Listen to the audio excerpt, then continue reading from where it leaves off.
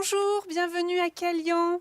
Nous sommes ici en fait sur un des 9 villages perchés du pays de Fayence. Nous sommes sur un territoire d'eau. D'ailleurs, nous découvrirons plus tard dans la visite que sous le village se trouve le l'aqueduc romain qui part de Mons et qui arrive à Fréjus, 42 km de longueur. Donc c'est très intéressant et on en reparlera. Donc suivez-moi, je vais vous conduire un peu plus loin pour poursuivre la visite. Donc ici, nous nous trouvons dans l'église Notre-Dame de l'Assomption, qui est la principale église du village. C'est la deuxième église, puisqu'elle a été construite fin du XVIe, début du XVIIe siècle. À l'intérieur de l'église, c'est plutôt de style roman, assez simple. Et vous avez le chœur de style gothique, très chargé. Cette église d'ailleurs, au XVIe siècle, XVIIe siècle, régnait une famille très imposante, qui était la famille de l'île Tolane. Vous avez les blasons d'ailleurs de part et d'autre sur le muret. Cette famille était très imposante à l'époque. Le territoire de Calian allait jusqu'aux îles de Lérins. Donc vraiment, c'était un territoire très vaste. Ce qui est intéressant à noter, c'est que de part et d'autre des deux chapelles, vous avez en fait des tableaux de Abraham Louis Vanloo, qui est un peintre flamand du XVIIe siècle. Ces tableaux seront réhabilités dans l'église une fois que l'église elle-même sera assainie et puis donc restaurée. Voilà. Si vous voulez me suivre, on va aller direction le chœur. Donc une chapelle importante ici également, c'est celle-ci qui est consacrée à la Sainte Maxime. Donc Sainte Maxime est célébrée ici à Calian au mois de mai, toujours vers mi-mai. Donc vous avez sous clé ces reliques, également la statue ici de Sainte Maxime. Donc ici, dans le chœur, vous avez le tétragramme au milieu du chœur et vous avez donc les saints patrons de Calian, Saint Donat sur votre gauche qui est célébré au mois d'août et Sainte Maxime sur votre droite célébrée au mois de mai. Alors ici nous nous trouvons en fait sur le bas de la Grand Rue qui est une rue commerçante du 19e siècle où vous trouviez beaucoup de métiers d'antan, ferronniers, cordonniers, modistes. Donc ici nous nous trouvons sur le lavoir Saint-Roch. Donc d'ailleurs ce lavoir est toujours en activité. Saint-Roch était un saint invoqué contre la peste et les maladies contagieuses. Derrière vous, vous allez voir en fait le panorama sur les stérelles qui est magnifique et une vue sur la chapelle Saint-Donat qui a été restaurée récemment par l'association Calian au fil du temps. Donc ici on se trouve dans la rue du Valat. Donc Valat qui signifie petit cours d'eau, petit ruisseau. Donc en fait on est sur l'un des chemins de ronde qui mènent au château. Ici dans les années 1900-1950 c'était quand même une rue très animée, très commerçante, tout comme la Grand Rue. Vous aviez cordonniers, modistes, ferronniers, forgerons. Il y avait même l'abattoir municipal qui se trouvait dans cette rue-ci et vous aviez jusqu'à 4 bouchers dans le village. Alors ici se trouvait l'hôpital Saint-Esprit, donc jusqu'en 1853, puis ça a été bureau de bienfaisance, puis l'école de filles jusqu'en 1957, puisqu'on séparait les garçons des filles.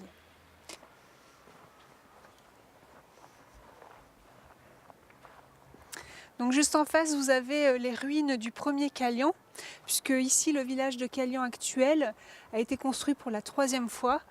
Donc ce sont les ruines de la Velnasque juste en face.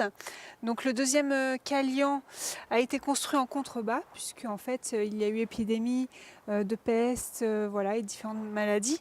Donc les habitants ont dû se déplacer vers le pont de la Camiole, un petit peu en contrebas du village. Et effectivement après, le seigneur s'est installé sur cette colline-ci. Donc on verra tout à l'heure le château médiéval de Calian et les habitants ont suivi pour venir trouver protection. Ici vous avez une maison traditionnelle donc provençale, vous avez au rez-de-chaussée l'étable, là où on mettait les animaux. Au premier étage, les habitants. Les animaux provoquaient de la chaleur et du coup chauffaient le premier étage. Et au dernier étage, vous aviez le grenier.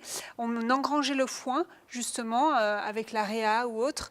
Et du coup, ça conservait la chaleur, puisqu'il n'y avait pas de chauffage à l'époque. Alors ici, on se trouve dans la rue de la Calade, Calade qui veut dire monter, descendre. D'ailleurs, ici, on débourrait les chevaux.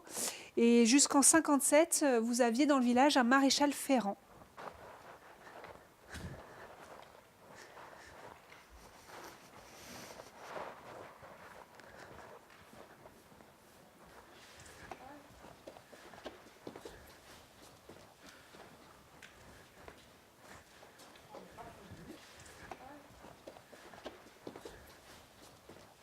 Alors, ici, je vous montre le témoignage en fait d'une arche de la porte.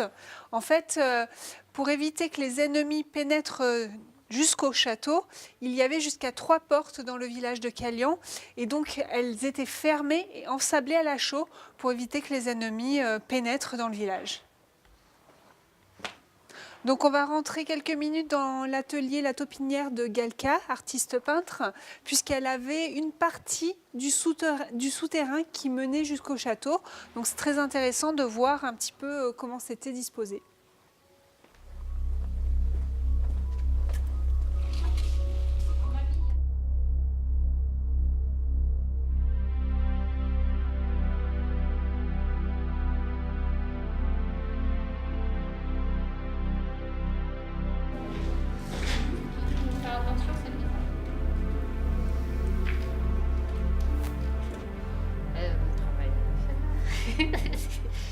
C'est la peinture à l'huile déjà. Donc je travaille avec des tout petits pinceaux qui sont là. Voilà. Et puis en général, c'est des animaux, des paysages, la Provence, les femmes, c'est tout en couleur. Et puis dans l'arrondi, dans la joie. Je sais pas. Il y a une exposition qui est prévue normalement au mois de juillet. À quel endroit? Parc Phoenix. Sinon, j'ai une autre qui est prévue justement à Marseille, Parc Chanot, que je vais faire un grand salon d'art. Et aussi, on a une grande exposition dans une galerie à Châtillon-sur-Seine en printemps aussi. Donc ça, c'est 3 grandes expositions prévues. Après. Allez, bon, merci Galka, à très bientôt. Et puis nous allons continuer notre visite vers le château médiéval.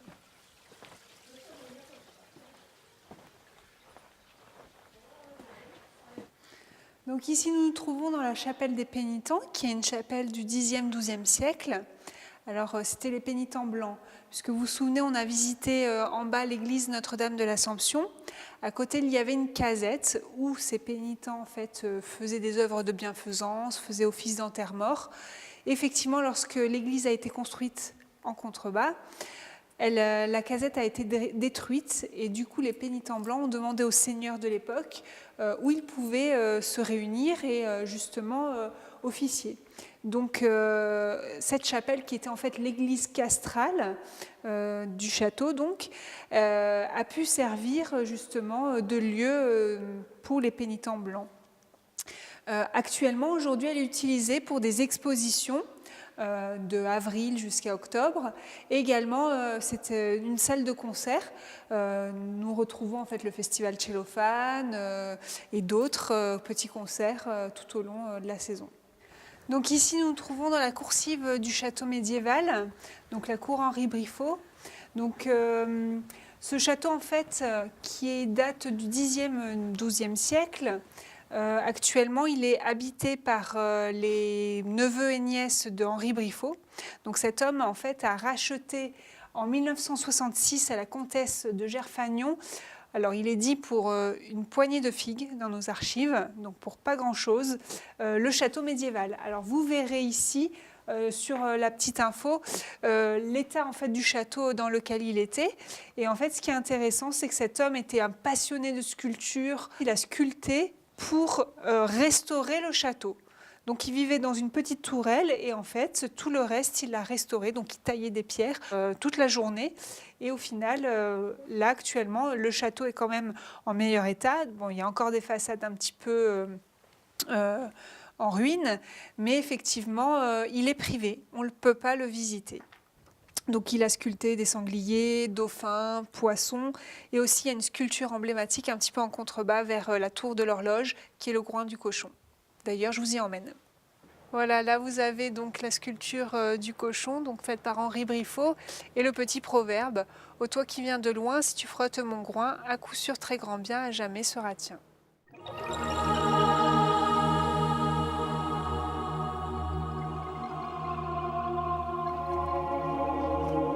Là vous voyez une des sculptures de Henri Briffaut.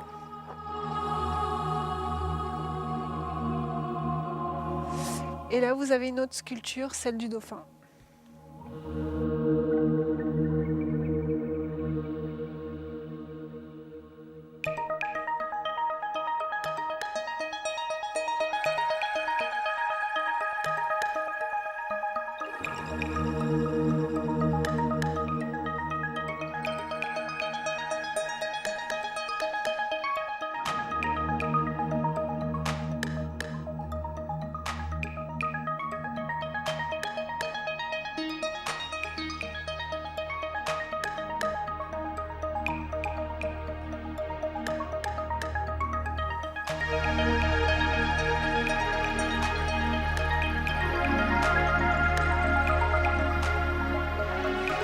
Donc cette partie du château est visitable, notamment pendant les journées du patrimoine, et vous pourrez découvrir différentes sculptures de Henri Briffaut, justement le restaurateur du château.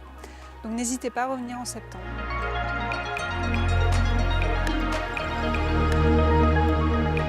Donc ici on se retrouve devant la mairie de Calian. Donc jusqu'en 57, vous aviez l'école des garçons avec la mairie de l'autre côté et les instituteurs qui habitaient juste au-dessus. On va continuer, je vous emmène visiter le CIP romain. Donc ici nous nous trouvons à l'intérieur de la mairie et en fait vous avez le CIP romain qui est une petite stèle funéraire et à l'intérieur se trouvent les cendres de la famille Coélus. Et d'ailleurs vous avez la stèle similaire qui se trouve dans le village de Seillan. Donc merci de nous avoir suivis. Ici on est à Calian, village de caractère et village fleuri. Ici notre visite se termine. Vous pouvez me retrouver tous les samedis matins à 10h30 pour une visite commentée. Et n'hésitez pas à venir me voir à l'accueil ou par internet pour pouvoir prendre rendez-vous. Merci.